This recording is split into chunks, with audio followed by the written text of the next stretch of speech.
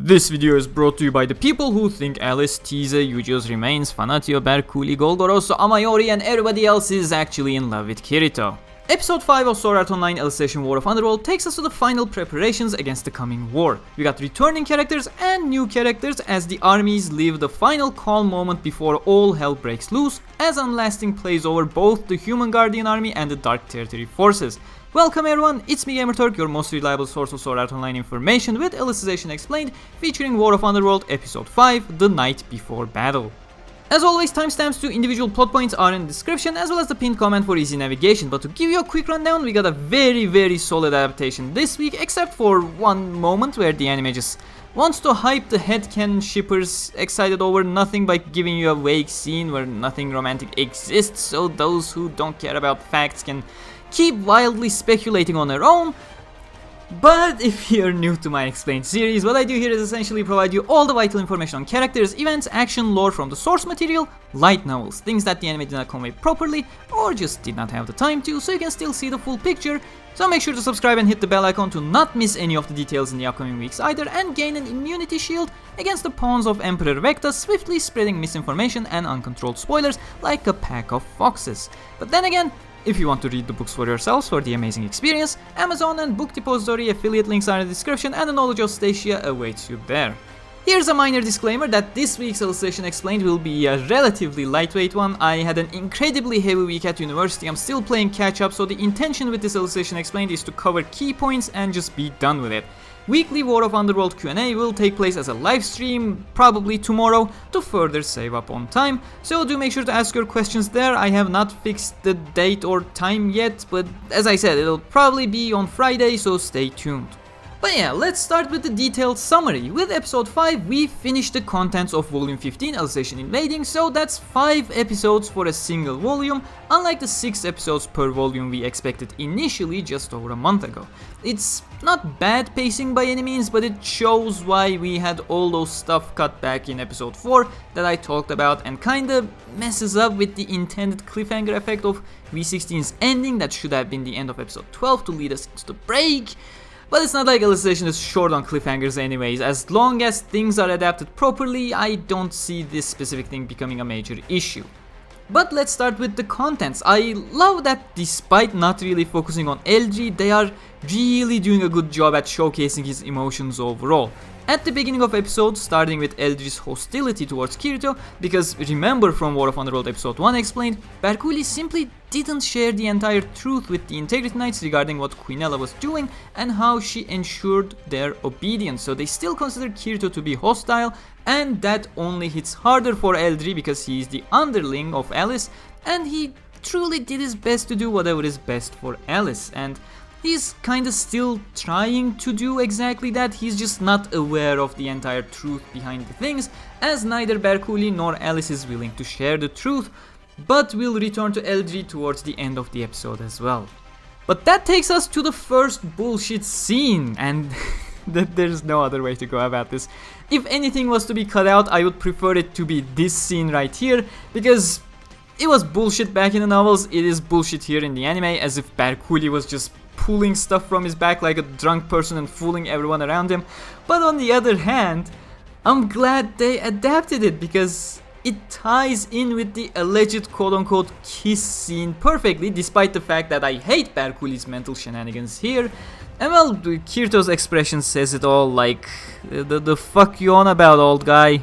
The funny part is, among all the scenes they could properly adapt during the entirety of Alicization, this was the scene they adapted extensively, all the way from Alice getting ready to unsheath her sword, Berkuli taking a deep breath and farting an incarnation or something, Kirito deflecting the mental dagger with his mental sword, causing everyone to go mental, as well as talking about how he did it to protect Alice's mentality, getting hit by Berkuli's mental dagger because fuck it, at this point Reki just doesn't care.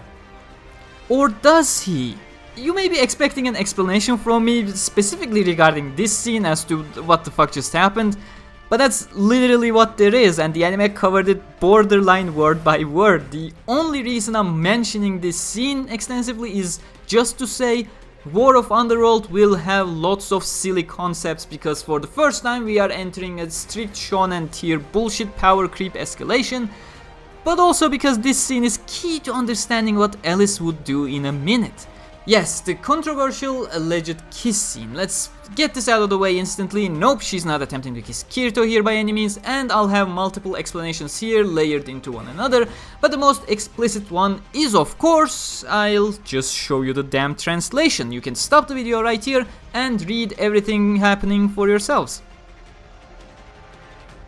As you can see, what Alice is doing boils down to looking into Kirito's eyes for a spark and then attempting to use incarnation to get a response from him. And why does this relate to the previous scene with Berkuli? Because that was exactly what Berkuli had accomplished just in the previous scene. He used this incarnation to get a response from Kirito. Like, the guy literally proved his point to Alice directly. Alice at this point is full aware that she cannot get a physical response in the first place. Why would she even imagine kissing him would suddenly solve the issue? She won't, she doesn't, she's not an idiot. The anime here is just trying to fool the Alice-Kirito shippers into thinking something is there by purposefully avoiding the full context, just like people like Foxen is doing, so that the same people just keep watching their videos. It's a typical trick used to generate audience retention. You put Alice feels love ? In your title, and people watch for minutes until you go over the topic. Whether they end up disappointed or not doesn't matter, because you actively trick them into waiting for however amount they watched, knowing full well the controversial statement would grab their attention. It's exactly what the anime is doing here, just tricking you into thinking Alice has romantic feelings for Kirito as long as it can, and omit the actual contextual information provided in the novels until it blows over in 3 episodes, 5 episodes. I am not gonna tell you because that's gonna be spoilers, but it is gonna blow over because the anime purposefully is in the process of skipping vital contextual information. But you see, the anime is more clever than Foxy Boy here, because while they purposefully acted like Alice was going for a kiss, they didn't really. A quick glance may seem like their lips are moving closer, but in fact Alice is actually lifting Kirito's head up if you're watching, while her head is going downwards. And trust me, I wouldn't dwell over so many minuscule details, but the circumstances kind of force me. It's more as if she's trying to get her head as close to his as possible by matching the bridge of her nose to Kirito's nose, because obviously if she was going for a kiss there would be tilted heads, which there isn't. And again, going back to the previous points, she just wants to use incarnation, so it's not that far-fetched to try to get as close as possible where the incarnation originates from, the center of soul, the brain of a human. So why does she not, quote-unquote, just do it like Berkuli from a distance, then you may ask? Good question, because if you remember episode 20, back when Yu-Gi-Oh! Synthesis 32 showed up, she even mentions she lacked incarnation skills to do what Berkuli could achieve without breaking a sweat. All she knows is that incarnation is a metaphysical act, whereas a kiss is a physical one, so she simply is getting drawn closer to ensure her metaphysical act to succeed, not going in for a kiss to deliver incarnation mouth to mouth or something, because that would be idiotic. Anyways, I hope that clears it out. Final warning, there's a very old fan translation going on around that even Defan, the current fan translator of SAO, has retconned and edited out himself. That may give you the idea that she was maybe going for a kiss. That one is complete bullshit. It's so wrong of a translation that it has forged sentences to make it seem like she was going for a kiss, like tilting her head and swiping her hair out of the way. At SAO Wikia we even investigated this translation by putting side by side 5 different versions of the book. At our disposal we had the up-to-date fan translation, Jan Press's official English translation, Kotori's official Polish translation, Ofelbe's official French translation, and the Japanese RAW itself that we compared to this misleading translation that's going on around. All of the translations and the RAW were perfectly uniform and proved the weird translation was bullshit. Eventually we managed to track it back to its source. It turned out that this weird translation was a retranslation from the Chinese side that Defan used a long time ago and had to ditch because he realized the Chinese did an absolutely terrible job over there. So yeah, that was one hell of a day for us at the Wikia. Last layer of explanation involves the English language itself. Especially being the universal language of the internet, English lost a whole lot of depth over the years. When someone mentions quote-unquote sharing their feelings, they don't instantly mean, "Oh, Mr. Protagonist, please have my babies."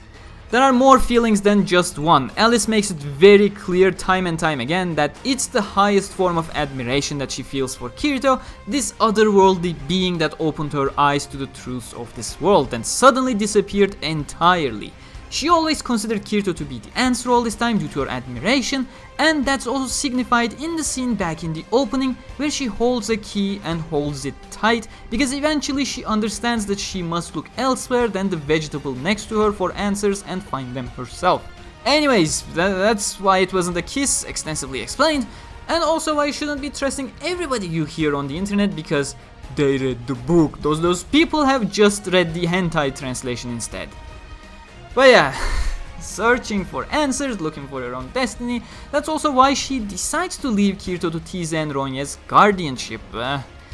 That's kind of a big word for what they'll do, but we'll put it that way for now. The reintroduction was really nice. Alice using incarnation to overwrite her clothes was nice, though what's not mentioned is that she could barely keep the incarnation up and was glad she could finish her sentences before the clothes disappeared. Because, you know, as I believe I had made clear enough in just a couple of sentences before, that she's not particularly skilled at controlling her incarnate abilities. Fanatio and Alice scene it's a genuinely good one, and it shows you one of Alice's most prominent qualities, that she simply loves going into pissing contests even when she knows she is wrong.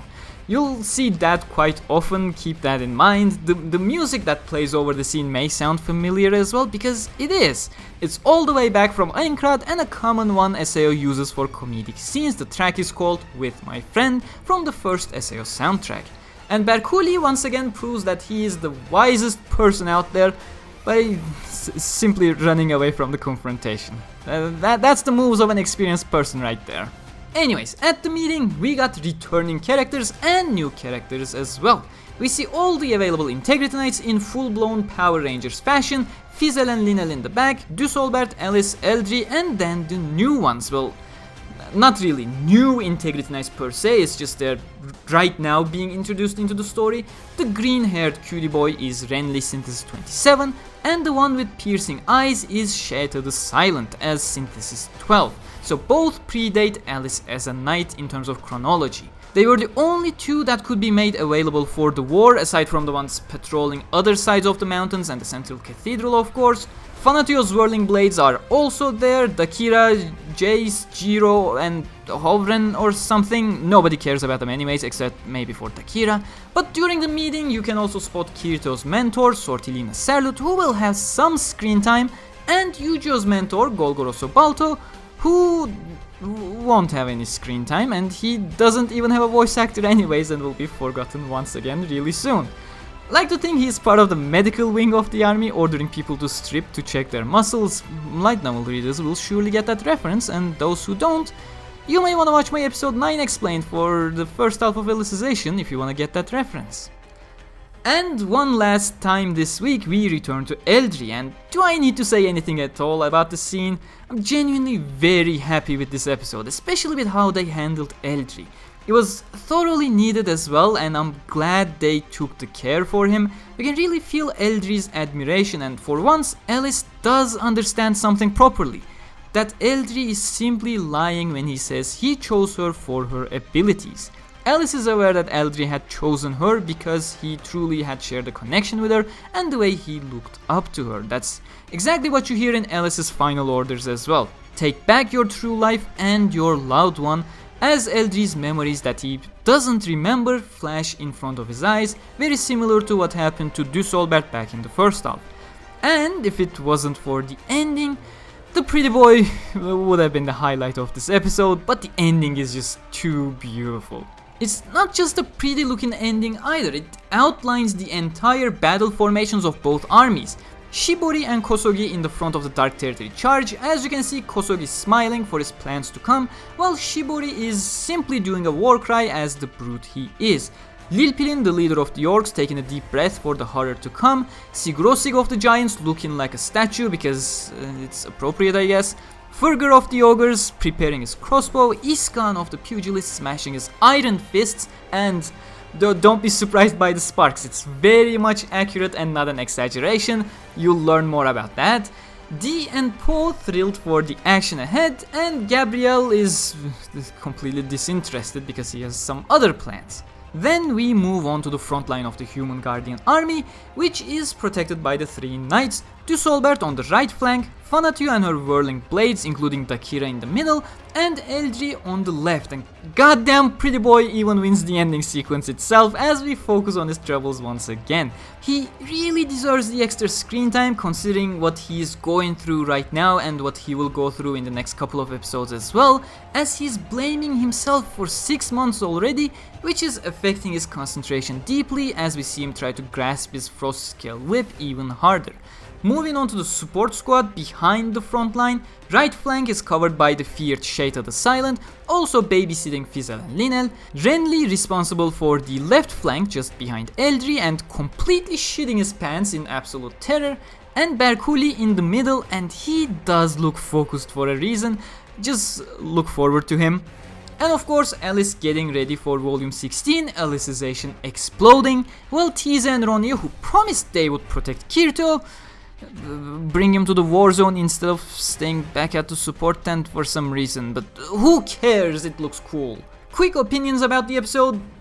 This was not produced in-house by A1 Studios and was outsourced instead. You can even see all the non-Japanese names in the credits, which should give you a hint. Surprisingly, it's so much better than the ones A1 has produced themselves somehow, I have no idea why, but the drawing quality has been the cleanest and prettiest it has ever been since around episode 10-11 of the first half. Sure, there wasn't much animation going on per se, but fuck that, I missed having pretty stuff in the series and I'll take what I can get. This is not the end of the video though. We received the box art for the Blu-ray collection box drawn by Abek, and I will talk about that now as well as show it, but it involves spoilers, so I want to put up a spoiler warning now. If you're leaving now to ensure you remain unspoiled, please do comment time for Alicization exploding in the comments to let me know, and make sure to like and subscribe and hit the bell icon and stuff before you leave. I'll give you about 5 seconds. Okay, if you're still here, let's have a look at the visual. It features the Human Guardian army, Dark Territory forces, and the goddesses of Underworld above Kirito. Obviously, goddesses are one reason I put up a spoiler warning, but it's not the only one, as Abek has paid a huge amount of attention to certain details. So first off, have you noticed Yujo in this picture? He's included right above Selka, turned away from the picture, appropriate for an arc where you will feel his echo. A minor detail could be that World's End altar is visible right above Yujo, but it's very questionable, so take that with a grain of salt. The entire picture is crisp clean except for one person, and that is Eldrie. Look around him, he has these black smoke-like effects around him. No, that's not Abek accidentally spilling coffee on his illustration. In fact, if you look at the other side of the picture, you can see it originating from DIL right behind Emperor Vecta. It's a desperate attempt to get back at the Human Guardian army on DIL's side, a curse that Eldrie takes upon himself for the greater good. And last but not least, the biggest detail hidden in plain sight, well, the goddesses are not hidden, so obviously I'm not referring to them, it's Kirito. His arm is still gone, he's still in the vegetative state, but look at the swords. For starters, Blue Rose sword is not in half. You can see its bottom half right there behind Kirito. However, look at the Night Sky sword. The sword that is not really behind Kirito, is it? In fact, it's piercing straight through Kirito's heart, and that is not just describing the pain Kirito is feeling. That illustration is a little bit more literal than you may think initially. As a response, however, you can see the ice effects enveloping the same wounds, Kirito's arm and Kirito's heart pierced by his own blade. That's absolutely stunning detail by Abek, and of course, not as major, but you can see the blue roses down there. Towards the human realm they remain blue, but towards the Dark Territory their color shifts to be red roses instead. But yeah, that's all. Lightweight explained episode my ass. This took longer than I expected and longer than I was willing to afford. So excuse me for the low effort editing in beforehand. I just need to save up on time. I got project after project this week. Subscribe and hit the bell icon for all of that and more. Links to light novels, manga, more in the description. Channel merch is also there with a special discount code for patrons and channel members too. So as always, thank you very much for watching. Huge thanks to my patrons and YouTube channel members as always. And until next time, stay cool.